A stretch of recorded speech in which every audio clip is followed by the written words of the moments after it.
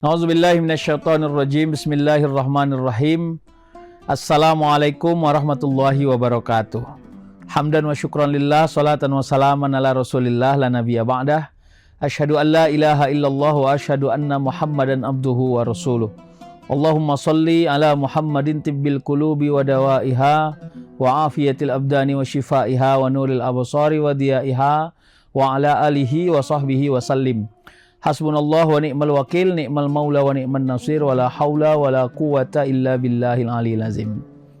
Tribuners yang dirahmati Allah Subhanahu wa taala, hajat kita yang paling besar selama menjalani hidup ini adalah menjadi orang yang mengerjakan semua perintah Allah dan berupaya dengan sekuatnya meninggalkan larangan-larangan Allah. Para ulama kita menyebutnya imtisalul awamir wajtinabun nawahi. Energi inilah yang mau kita serap untuk menerjemahkan atau mengakselerasi dalam perjalanan hidup kita yang memang sudah Allah atur sampai umur berapa kita batasnya. Energinya ada dua. Yang pertama secara vertikal, yang kedua secara horizontal. Secara vertikal kita sering menyebutnya hablum minallah. Secara horizontal kita sering menyebutnya hablum minan nas. Nah, yang paling menarik adalah di bulan Ramadan ini kita harus pandai menerjemahkan amaliyah itu bukan hanya sekedar ritualitas, tapi juga amaliyah itu bicara di ruang-ruang filantropi. Berbagi itu konteksnya adalah kebutuhan kita bersama. Kebutuhan orang yang menerima dan sejatinya ada kebutuhan kita orang yang memberi. Jadi kita harus pandai melihat dan membangun paradigma berbagi di bulan Ramadan itu adalah energi yang tidak boleh ditinggalkan karena sensitivitasnya terjaga. Bayangkan ada orang yang sedang membutuhkan, berharap kepada Allah kiranya ada orang yang mau memudahkan urusannya, berbagi rezeki kepada dirinya, lalu kita hadir pula di sana untuk memudahkan urusannya. Kira-kira apa kontribusinya kepada diri kita? Jawabannya, kontribusinya kepada diri kita adalah kita dilatih atau melatih diri merasa sensitif pada masyarakat atau masalah masyarakat yang terjadi. Sensitivitas ini yang mahal karena kadang-kadang tingkat keakuan kita itu terlalu dominan ya. Saya mau ajak kita untuk membangun pemahaman ya, termasuk di Al-Baqarah itu kan Allah sebut man zallazi yuqridullaha qardan hasanan fayudha'ifahu lahu ad'afan katsira wallahu yaqbidu wa yabsutu wa ilaihi turja'un. Jadi kata Allah, siapa yang mau berbagi kepadaku, menghutangi aku, kata Allah, nanti kalau seandainya dia mau meminjamkan aku, kata Allah, qardon hasanan, yang pinjaman yang baik, maka aku akan menggantinya dengan ganti-ganti yang banyak. Fayudha'ifahu lahu ad'afan katsira. Bisa saja di situ dalam bentuk harta, bisa saja dalam bentuk kemudahan, bisa saja dalam bentuk hidup. Nah, maka oleh karena itu kata Allah, wallahu yaqbidu wa yabsutu wa ilaihi turja'un. Tapi ingat, yang menyempitkan itu Allah, yang melapangkan itu Allah, dan hanya kepada Allah kita kembali. Sampai-sampai di ayat itu Allah nanya siapa yang mau kasih dia pinjam loh. Tanda bahwa manusia ini sifat dasarnya adalah kikir sekali, pelit sekali. Tingkat keakuan kita pada harta yang kita miliki mendominasi, sehingga kesulitan kita untuk berbagi itu menjadi tantangan tersendiri.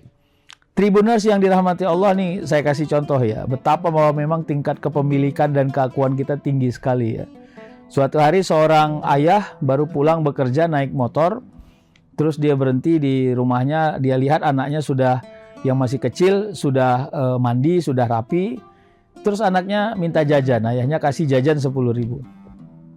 Tidak lama sebelum lagi anaknya pergi jajan, datang pula tukang paket yang muncul ke rumah kita. Lalu disebutkan harganya dan kelihatan uang ayahnya sudah nggak cukup atau uang besar yang tidak ada kembaliannya. Maka akhirnya mau tak mau ayahnya nanya lagi sama anaknya, uang yang dikasih tadi, dek pinjamlah dulu, nanti ayah ganti lagi uangnya. Bayangkan Tribuners, saya cuma mau katakan, begitu uang yang tadi ayahnya kasih ke anaknya 10.000 dipegang oleh anaknya 1 menit saja, anaknya sudah merasa memiliki uang itu, Begitu ayahnya bilang pinjam, anaknya malah kasih warning, awas ayah nggak ganti ya. Nah, betapa memang suasana tingkat rasa kepemilikan kita itu terlalu dominan. Makanya salah satu amal yang leg spesialis ya, yang memang agak rumit melakukannya, rumit membangun aksesnya, itu adalah berbagi, bersedekah. Ya, bayangkan itu, kalau hari ini kita niat sodakoh, tapi kita delay itu sodakohnya sampai besok, bisa saja ada yang berkurang itu. Bisa jadi jumlahnya, bisa jadi suasana batinnya, bisa jadi keikhlasannya. Dan inilah PR kita terus-menerus menerjemahkan Ramadan 1 bulan penuh ini. Kalau bisa kita ini bukan hanya orang yang totalitas ritual saja yang hidup, tapi juga totalitas akselerasi atau amal sosial kita juga hidup.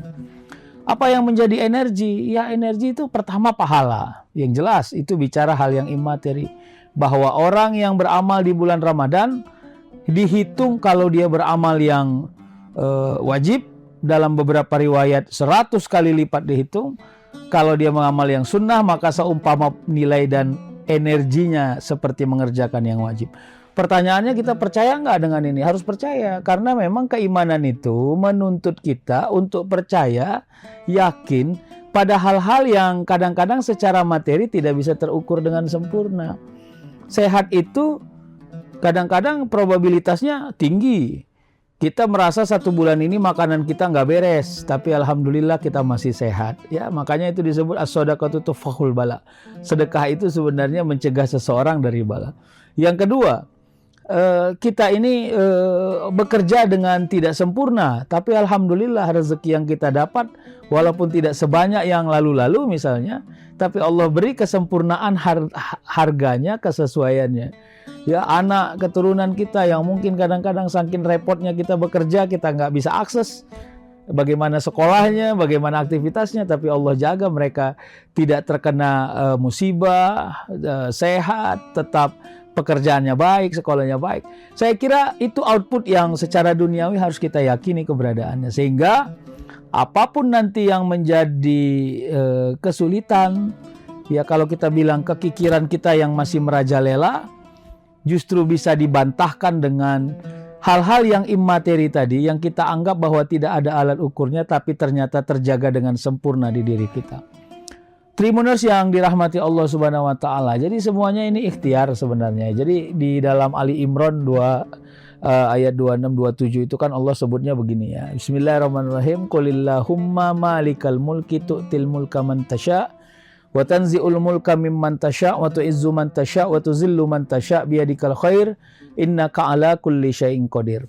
Tu'lizul laila fin nahar wa tu'lizun nahara fil lail wa tuhrizul hayya minal maiti wa tuhrizul maita minal hayyi wa tarzuqu man tasya'u bighairi hisab. Saya mau ajak kita untuk mencoba menelaah ya. Karena kata Allah, katakanlah ya Muhammad, Allahumma malikal mulk, hanya Allah lah itu yang maha memiliki dari kepemilikan yang manusia punya. Berarti bicara absolutisme. Jadi kalau absolutisme itu kira-kira gini, kita bisa merancang, tapi Allah yang menentukan. Termasuklah rancangan-rancangan tentang hidup kita. Bayangkan kalau pelit itu menjadi background hidup kita, dan padahal bersedekah dan berbagi itu adalah perintah Allah, berarti kan kita secara tidak sengaja keluar dari maunya Allah. Dan hati-hati, Allah yang maha memiliki apapun. Kadang-kadang yang ditarik dari kita bukan jenis dari rezekinya, tapi kualitas rezekinya. Ya kalau mau dibilang ya sesuatu yang aturannya manfaat di kita malah sekarang sudah tidak terasa manfaat. Sesuatu yang harusnya masih berkontribusi kepada diri kita sudah tidak berkontribusi. Berapa banyak harta yang kita miliki, ya mungkin dulu waktu mencarinya kita sangat susah payah, tapi hasilnya justru tidak sempurna kepada diri kita. Nah, inilah PR-PR yang mau kita rajut ya, supaya kita ini jangan sampai terjebak pada kekesalan di masa mendatang. Ya, itu kalau istilah Islam itu kan muflis namanya. Muflis itu ya orang yang bangkrut. Siapa itu orang yang bangkrut? Orang yang mengumpulkan amal tapi seimbang pula dia dengan kelalaiannya, seimbang pula dengan dosanya, seimbang pula dengan kesalahannya. Oleh karena itu apa lagi kata Allah? Tu'til mulka man tasya wa tanzi'ul mulka mimman tasya wa tu'izzu man tasya wa tuzillu man tasya. Allah bilang dia yang memiliki kerajaan yang itu, yang dia punya itu. Dia bisa beri kepada siapa yang mau. Dia bisa ambil lagi kerajaan itu. Dia bisa memuliakan orang, bisa menghinakan. Kenapa? Innaka ala kulli syai'in qadir. Karena yang maha menentukan itu adalah Allah Subhanahu wa taala. Lalu Allah perkuat, tulizul laila fin nahar wa tulizun nahar fil lail. Allah bisa mengganti malam menjadi siang, siang menjadi malam, yang hidup menjadi mati, mati menjadi hidup. Nah, finishing dari ayat ini yang menarik. Allah sebut wa tarzuqu man tasya'u bighairi hisab. Aku bisa beri rezeki kepada siapapun yang aku mau, tidak pakai kausalitas, tidak pakai sebab akibat, tidak pakai proses. Allah bisa melakukan itu. Nah, pemirsa Tribuners, saya mau ajak kita, nah kalau begitunya logikanya, ini kan matematikanya sedekah ya, matematikanya barokah rezeki. Kalau kita punya harta 10, lalu kita keluarkan 3 di jalan yang hak, boleh saja dengan sedekah, infak ya, berbagi tadi karena pahalanya besar, maka sisa harta kita adalah 3 atau harta sebenar kita adalah 3. Kalau pakai matematika yang sempurna, 10 kurang 3 sama dengan 7. Tapi kalau pakai matematika sedekah, 10 kurang 3 sama dengan 3. Kenapa 3? Karena 7 yang bersisa kita habiskan untuk urusan dunia ini. Tapi 3 yang kita sedekahkan, yang kita awalnya merasa bahwa itu kita hilang harta, sebenarnya itu jadi nilai amal kita di sisi Allah. Jadi memang suasana kebatinan itu penting kita miliki, agar kita tidak terjebak dengan rasa capek pada kebaikan-kebaikan yang kita punya. Ingat ya, salah satu kerumitan kita menjalani hidup sebagai orang taat adalah kita ini merasa capek jadi orang baik, merasa capek berbuat baik, dan tidak betah menjalani kebaikan. Kenapa? Karena kita menganggap hasil dan feedbacknya tidak jelas.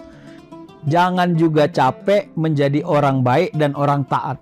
Sebab kehidupan kita ini alat ukurnya bukan hanya tentang kepentingan kita, tapi juga kepentingan apa yang Allah perintahkan kepada kita dan apa yang Allah larang dalam perjalanan hidup kita. Tribuners yang dirahmati Allah, oleh karena itu ayo kita isi Ramadan ini dengan sebenar-benarnya. Ya, pastikan saja bahwa kita ini walaupun tidak maksimal bisa mengisi Ramadan ini dengan sempurna setelah kita kalkulasi, tapi setidaknya kita jangan jadi orang yang zong, orang yang apes, orang yang ngerasa bahwa mengerjakan Ramadan ini hanya interaksi-interaksi yang sangat simbolik. Kita terjebak dengan ritme yang habit, yang biasa, tapi suasana amaliyahnya nggak ada. Ya, berbuka iya, tapi kita puasa enggak, misalnya gitu ya. Kita banyak rezeki, tapi sedekahnya enggak, misalnya kira-kira gitu ya. Kita ikut war takjil misalnya, tapi kita tidak pernah menikmati sebenarnya bagaimana bersabar jadi orang berpuasa itu. Hati-hati ya. Ayo kita geser paradigma berpikir kita. Ramadan ini kita jadikan sebagai ruh. Pertama ritual, yang kedua ruh muamalah, berbagi.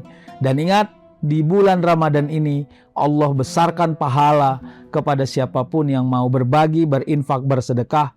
Karena ingat, setelah kita wafat, maka pahala dan kebaikan itu pula lah yang menjadi sahabat sejati sampai kita di yaumil hisab nanti. Terima kasih, semoga yang saya sampaikan bisa bermanfaat. Sehat semua kita dan selalu dalam lindungan Allah. Wallahul muwafiq ila aqwamit thoriq. Wassalamualaikum warahmatullahi wabarakatuh. Download Tribun X sekarang, menghadirkan lokal menjadi Indonesia.